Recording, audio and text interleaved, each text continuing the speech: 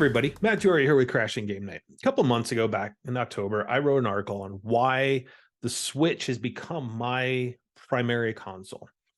For anybody that's watched the podcast, you know that I have been a PlayStation fan for a long time, equally as much as a Nintendo fan. You can definitely see here behind me, I've got the sacred symbols, we've got the PlayStation Experience banner, Uncharted, God of War. I've got the Horizon tall neck behind me, but I grew up with Nintendo. Nintendo was the second ever console I had as a family. We had it at right there around launch. First console was a Intellivision too. And immediately I gravitated towards the Nintendo, most specifically Tetris. Tetris was my game, and it definitely has a lot of memories attached to it too, because it was something that my mom, who passed away in 2019, which for those who have been following the podcast since then, know how much that hit me. And I definitely appreciate the love and support that I got back then. But we used to sit there and play hours upon end, seeing who could get higher levels. And we would start at level 10 and go from there. We wouldn't start at level 1. So I've grown up on franchises like Mario and Zelda and Metroid and Mario Kart. But I kind of want to get into a little bit more about really why it's my primary console right now. For me, a lot of it has to do with the fact is my kids are hitting that gaming age very much. So I've got the boys are very much loving Nintendo, playing the Switch, and I'm starting to see kind of how it was for my parents back then when I got the Nintendo, and kind of gaming through their eyes and seeing the joy it brings them. But when you look at the article I wrote, right, which you can find over on crashinggamenight.com, is yeah, we've got the prettiness that is the 4K 60 frames per second. That's what everyone's wanting. And I do love Uncharted and Horizon. But you want to look at, for me, one of the biggest things is portability. I can be gaming at my desk here in the office and go out to the playroom or downstairs to the living room with my Switch and dock it right on a TV. Now, granted, it isn't the size of like a Switch Lite or a PS Vita, which we have those in the house as well. But it's great to just take it on the go. I can keep on playing. And that is something that the PlayStation 5 and the Xbox, with the exception of the new Steam Deck and the Logitech handheld that they worked with Xbox on, don't really offer. Okay. Yes, the Steam Deck has the ability to play the PC games and some of the PlayStation games that released on PC on the go and be able to dock to the TV, but for me, it's not the Switch. Now, when we look at local co-op, these consoles nowadays are so driven on graphics and how the visual fidelity that we're losing local co-op. There's very few games that the systems have. Yeah, PlayStation's got Sackboy, which is a fantastic game and a great for multiplayer, but it doesn't have the games the extent that the Switch has, between Luigi's Mansion and the Mario games and Mario Party and Mario Kart. There's so many multiplayer games that you can enjoy with people right there on the console. You don't have to have internet or anything like that. You need a couple extra controllers, or in the case of the Switch, a couple of Joy-Cons, really, and you're gaming on the go. Now, for me, let's look at the games, because the games are, fantastic. For me, I look at, Luigi's Mansion. I've been playing Luigi's Mansion since GameCube era when it first came out. Had it on 2DS when I had one of those. I could play that there. But it is that Ghostbusters take. Luigi's in this mansion trying to save everybody from King Boo.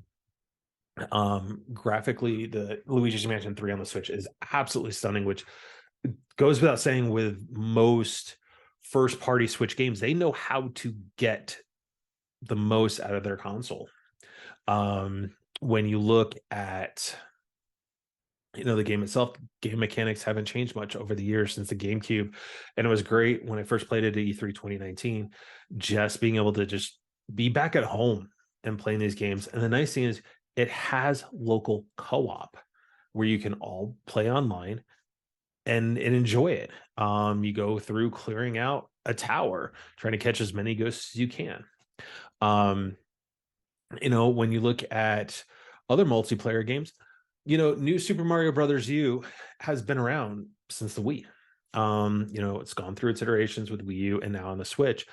But again, it's 4-player local co-op that we've spent many nights, my wife and the boys, playing Mario and just having a lot of fun with it. And you can still be just as mean as you could on the Wii by throwing people off ledges and stuff if you really want to.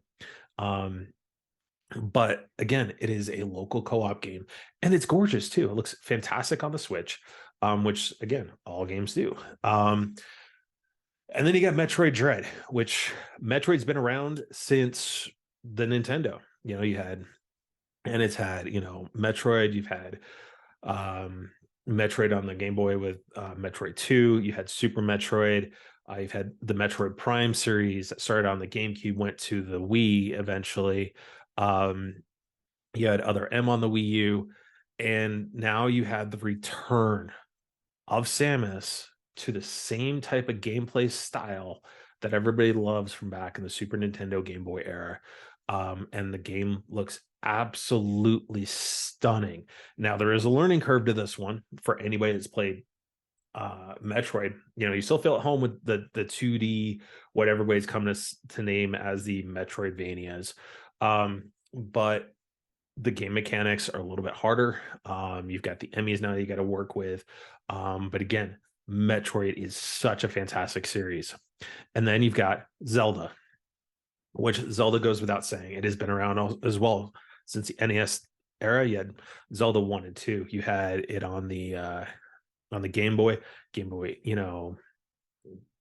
DS and all that. You had it on the Wii. You had it on the GameCube. There's been so many games that have been in this series that are fantastic. And, I've gone on saying that Breath of the Wild is not my favorite Zelda game, which it's not, because on the Super Nintendo, Link to the Past will always be my all-time favorite Zelda, followed up very closely by Wind Waker and Ocarina of Time and Twilight Princess. Breath of the Wild is easily, probably my 4th or 5th as far as favorite Zelda games, but I think this is by far the best Zelda game in terms of control, design. You basically have the size of Ocarina in one portion of the map here. Similarly, going wherever you want to. If you want to go climb a mountain, go climb a mountain. You may fall off of it because you run out of stamina, but you can literally go what you want to. And the mechanics that it introduced by not hand holding, by kind of just saying, hey, here's your kind of quest, you got to go this way, and give me the very, very basics, but letting you go do what you want to, is something that you see with Elden Ring. And in a recent interview with Gene Park over at Washington Post, like Neil Druckmann from Naughty Dog is saying, hey, he really likes that concept, and maybe looking at developing something like that in the future, where not as much handholding, just go do what you want to do. But Zelda is, again, another fantastic series that looks incredible on the Switch, even with the hardware being dated. I mean, the game has been 6 years old at this point, same with the Switch. And we've got Tears of the Kingdom getting ready to come out here in a couple of months, and it's still kicking. And then finally, you've got Mario Kart, which is ultimately one of the best Mario Karts that's been made, but also too, it's a fantastic party game. It is one of those ones, when we have game night at my house, it is something that we break out all the time with multiplayer, and everybody has a blast with it.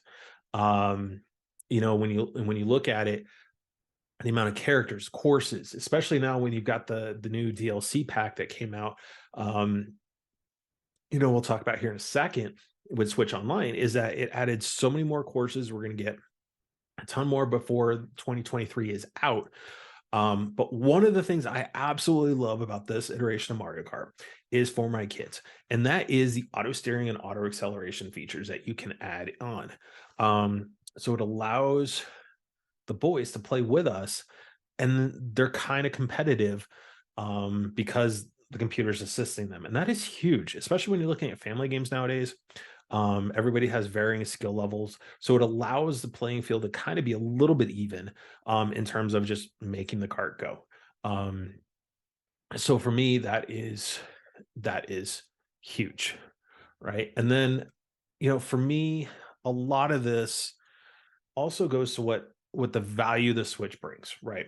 So in this day and age with inflation, we all know things are tight. A PS5, you want the all digital, $400. You want the disc drive, it's 500. And with the new iteration that's getting ready to come out, Sony's going to be moving to a one system model that has an external disc drive on it that you can attach, but the disc drive is not going to be will not work with the all digitals. So you have to have that new PS5. You look at Xbox, you cannot argue with the $300 price point that is on the Series S. It is fantastic to get you into that ecosystem. But when you look at it, though, I think the value of the Switch is still great because you get two controllers, console that you can play on any TV that you want to with the dock for $300. You can't beat that. But then when you also look at everything else behind it, you also have Switch Online. So every company has their own thing. So you've got Xbox with Game Pass, and they have Games with Gold, but really Games with Gold needs to be merged into Game Pass and just kind of be sunsetted. PlayStation's got their 3 tiers of PlayStation Plus, which starts on the low end, you know, really if you want to, $60 a year. Okay. Switch Online, which I think is a fantastic deal, when you look at it.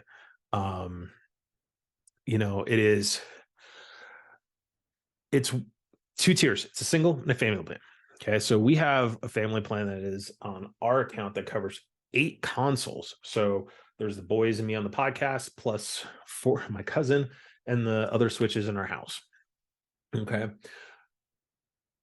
It is extremely affordable, and what you get out of it is fantastic. So the standard plan, which you get cloud saving, which comes with PlayStation Plus. You get the virtual consoles for the Nintendo and Super Nintendo. That is $20 for a year for one person for one console, or $35 for the family plan that covers 8 consoles. So right there, you're getting, for just $20 more a year, you're getting access to amazing games from the Nintendo and the Super Nintendo era. With the Super Nintendo one, which is my favorite virtual console, you're getting Link to the Past. You're getting Super Metroid. You're getting Mario World. You're getting,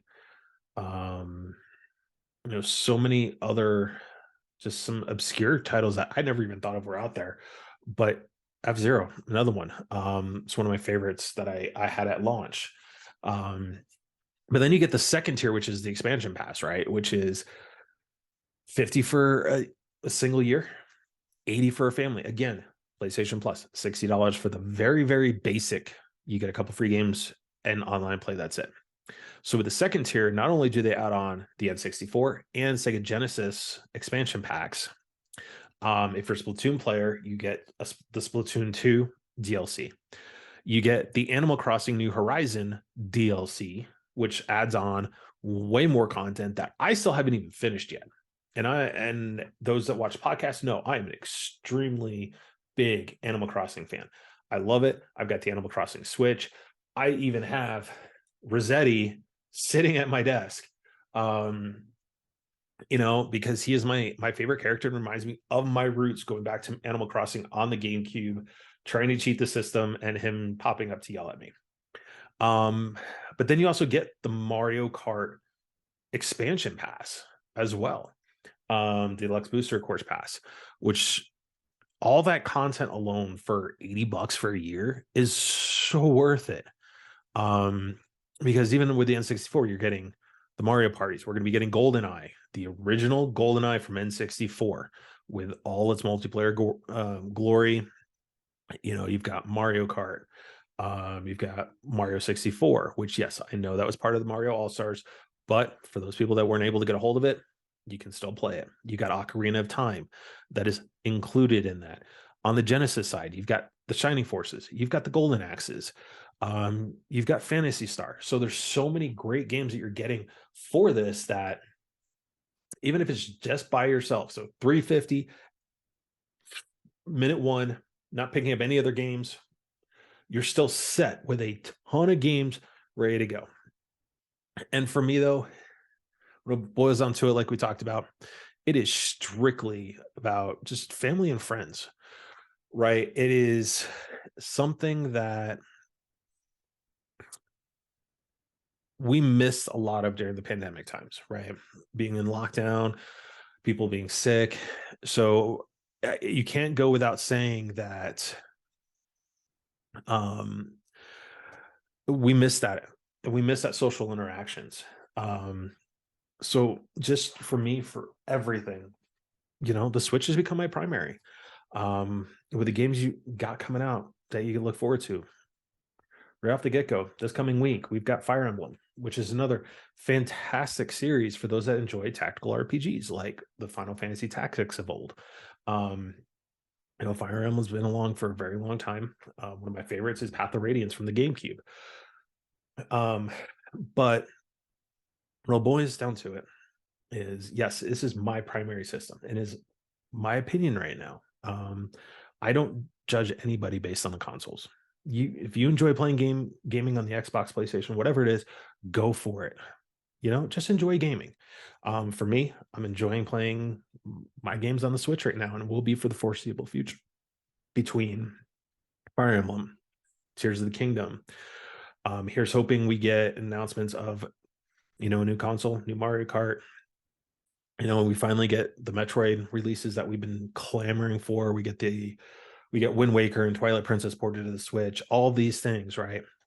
But for me, it's all about just having fun playing games now and being with my kids, playing with my friends. So that I definitely appreciate you guys taking time to watch this video. If you like the content and stuff, make sure to check out our other videos from our podcast, which we've had guests from the industries, including the voices of Bowser, Peach, Toad, and Rosalina have all been on the podcast this year. So if you want to listen to the podcast, go to crashinggamenet.com, check out the audio feeds. But everyone, please just remember, in this day and time, with all the discourse that's going out there, that if you don't like something, it's all ultra hatred, just please be excellent to each other. Have a great day.